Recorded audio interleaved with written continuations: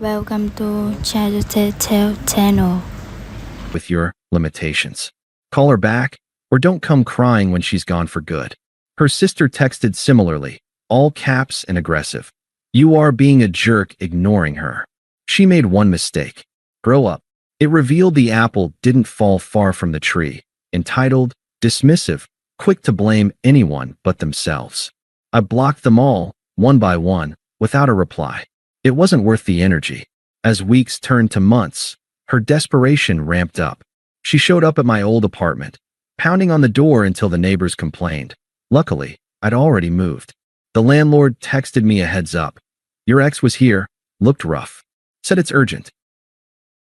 Urgent for what? I didn't bite. Then came the emails to my work address. How she got it, I'll never know. The first was apologetic. Alex, I'm sorry for what I said at the party. I was stressed, and Jake was just a friend pushing me to speak up. Can we meet?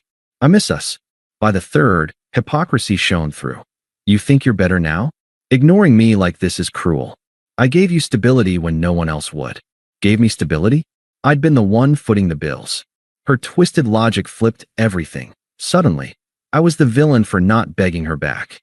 After karma hit and her life unraveled, job gone, Jake exposed, friends bailing, she got frantic.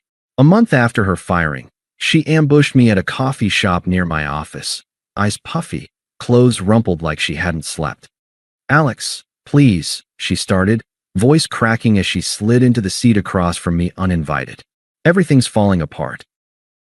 Jake was a liar. He used me, drained my savings on dates that were just him dodging his wife. I'm crashing with my parents, applying everywhere, but no one's calling back. I know I messed up, but we were good together. Remember how I supported you through that rough patch at work? Supported? She'd complained the whole time about my moping. I sipped my coffee, expression neutral. Emily, this isn't the place. She pressed on, desperate now. Come on, let's start over. I'll change. I see now you were the real deal. Stable, reliable. I need that. Her friends had tagged along this time, hovering awkwardly by the door. One chimed in unpleasantly. Yeah, dude, give her a break. Everyone screws up. You're acting like a saint. The other added, she's been crying nonstop. Be a man and forgive. I stood to leave, but she grabbed my arm. Don't walk away again. How can you be so cold?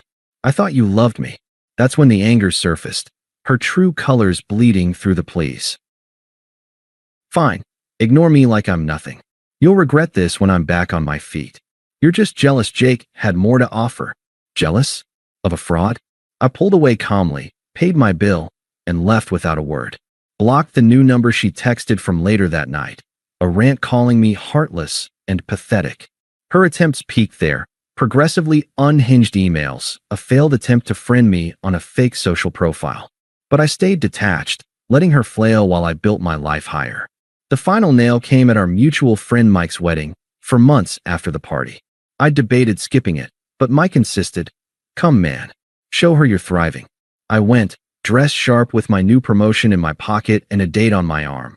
Sarah, someone I'd met hiking, kind and grounded, no comparisons or drama.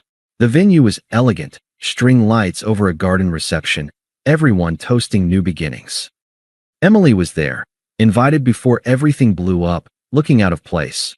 Hair unkempt, dress ill-fitting like she'd lost weight from stress. She spotted me across the dance floor, eyes widening as Sarah laughed at something I said. She cornered me during a lull, pulling me aside near the bar. Alex, we need to talk. Please. Her voice was a mix of desperation and forced composure. I've hit rock bottom, parents kicking me out soon, no job prospects. Jake ruined everything, but I realize now, you were my rock. Let's try again. I'll make it up to you. Sarah hovered nearby, but Emily ignored her, pleading, block everyone else, but not me. We had something real. I looked at her steadily, feeling nothing but faint pity that evaporated quick. No sympathy. No, that's awful. She'd become irrelevant, a chapter closed. Emily, I said firmly, voice even, that something real ended the night you chose to humiliate me. I've moved on. New job, new place, new people who value what I bring without tearing it down. I glanced at Sarah, who smiled supportively. You're not part of this anymore. It's over. Her face twisted. anger flashing again. You think you're upgraded now? With her? You'll see. She's probably just using you too. Hypocrisy at its finest, echoing her own justifications. I didn't engage, just turned away. Goodbye, Emily. As I walked back to Sarah, joining the dance, I heard her mutter something bitter to a friend, but it didn't faze me. Mike pulled me aside later. She left early, in tears. Friends are done defending her. That night, as Sarah and I drove home, I felt free, emotionally evolved, her desperation a distant echo. She's powerless now, beneath the life I've built. If you're reading this, Emily, know this. I'm not thinking about you anymore. And to anyone else in a similar spot, walk away with dignity. The reversal is worth it. Thanks for watching. Make sure to subscribe to the channel and hit the like button. What do you think about this story? Share it in the comments.